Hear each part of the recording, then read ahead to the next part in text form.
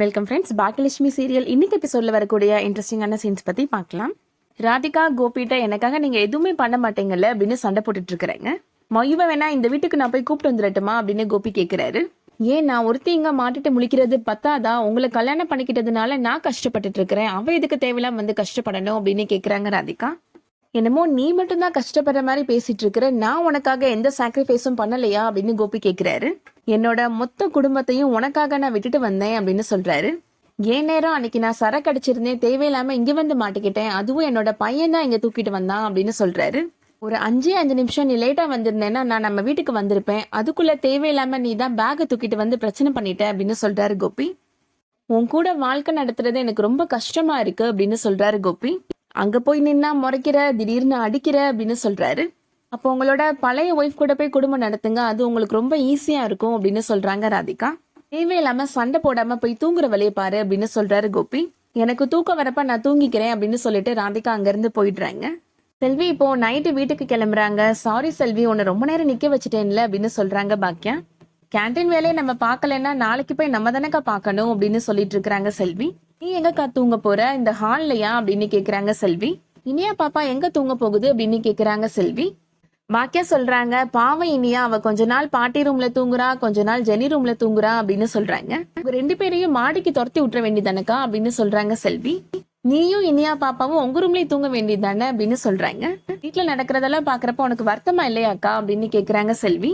நடக்கிறத நினைச்சு வருத்தப்பட்டுட்டு இருந்தா நம்ம வாழ்க்கையில முன்னேறி போக முடியாது செல்வி அப்படின்னு சொல்லிட்டு இருக்கிறாங்க பாக்கியா. என்னதான் இருந்தாலும் உன் வீட்டுல நடக்கிறது ரொம்ப பெரிய அநியாயம்க்கா, உன் புருஷன் வேற எவ்வளவு கூப்பிட்டு வந்துல இங்க இருக்கிறாரு அப்படின்னு சொல்றாங்க செல்வி. பாக்கியா சொல்றாங்க, அவர் என்னோட புருஷனே கிடையாது, அவருக்கும் எனக்குமான உறவு என்னைக்கும் முடிஞ்சு போச்சு, என்னோட மனசு விட்டு போச்சு அப்படின்னு சொல்றாங்க. செல்வி இப்போ வீட்டுல இருந்து கிளம்பி போயிடுறாங்க. பாக்கியா கிச்சன்ல வேலை பார்த்துட்டு இருக்கிறாங்க. ராதிகா அமைதியா வந்து சோஃபால உட்காந்துட்டு இருக்கிறாங்க. அடுத்ததா மறுநாள் காலையில நடக்கிறத காமிக்கிறாங்க. அமிர்தா, செல்வி, பாக்கியா 3 பேருமே கேன்டீன் கிளம்பிட்டு இருக்கிறாங்க. நிலா பாப்பா எங்க அப்படின்னு பாக்கியா கேக்குறாங்க. தாத்தாவே பாத்துக்கிறேன்னு சொல்லிட்டாருமா அப்படின்னு சொல்றாங்க அமிர்தா. அவளாவது இங்க இருக்கட்டும், எனக்கு அப்பதான் பொழுது போகும் அப்படின்னு சொல்லிட்டு இருக்கிறாங்க ஜெனி.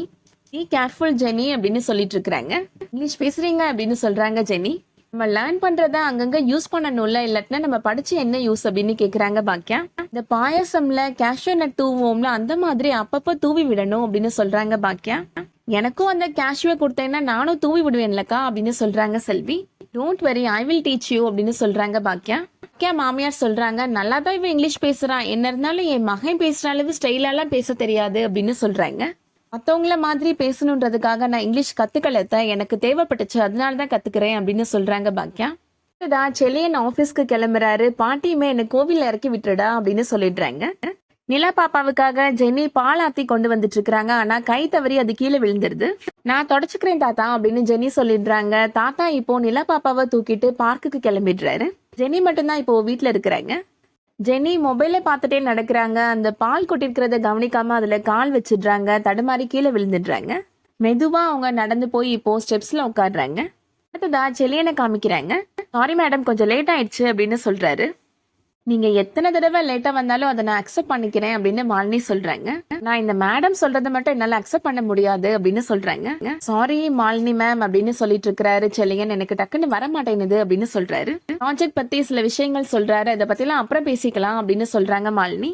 2 பேரும் பேசி ஒருத்தர் புரிஞ்சுக்கலாம், நம்ம 2 பேரும் ஒரே வேவ் லென்த்ல இருக்கிறோமான்றது தெரிஞ்சுக்கலாம் அப்படின்னு சொல்றாங்க. உங்க ஒய்ஃப் எப்படி இருக்கிறாங்க அப்படின்னு கேக்குறாங்க மாலினி. நல்லா இருக்கிறாங்க அப்படின்னு சொல்றாரு செலியன். உங்களுக்கு கல்யாணம் ஆயிடுச்சுன்றத என்னால நம்பவே முடியல, அது போக எனக்கு டிசப்பாயின்மெண்டா இருக்கு அப்படின்னு சொல்றாங்க மாலினி. இதனால அப்படின்னு கேக்குறாரு செலியன். உங்களை மாதிரி எலிஜிபிளான பசங்க எல்லாம் சீக்கிரமா கல்யாணம் பண்ணிக்கிட்டீங்கன்னா எங்களை மாதிரி பொண்ணுங்களுக்கு எல்லாம் எப்படி மாப்பிள்ளை கிடைக்கும் அப்படின்னு சொல்றாங்க. அடுத்ததா ஜெனியை காமிக்கிறாங்க. ஜெனி ரொம்ப கவலைப்பட்டுட்டு இருக்கிறாங்க. இந்த மாதிரி நேரத்துல நான் கீழே விழுந்திருக்க கூடாது அப்படின்னு நினைக்கிறாங்க. குழந்தைக்கு ஏதாவது ஆயிருக்குமோ அப்படின்னு சொல்லி ரொம்ப வருத்தப்படுறாங்க. அதோட இன்னைக்கான எபிசோட் முடியுது. இந்த வீடியோ உங்களுக்கு பிடிச்சிருந்துச்சுன்னா லைக் பண்ணிக்கோங்க. ரெகுலரா சீரியல் அப்டேட்ஸ்க்கு நம்ம சேனலை சப்ஸ்கிரைப் பண்ணிக்கோங்க. தேங்க்ஸ் ஃபார் வாட்சிங்.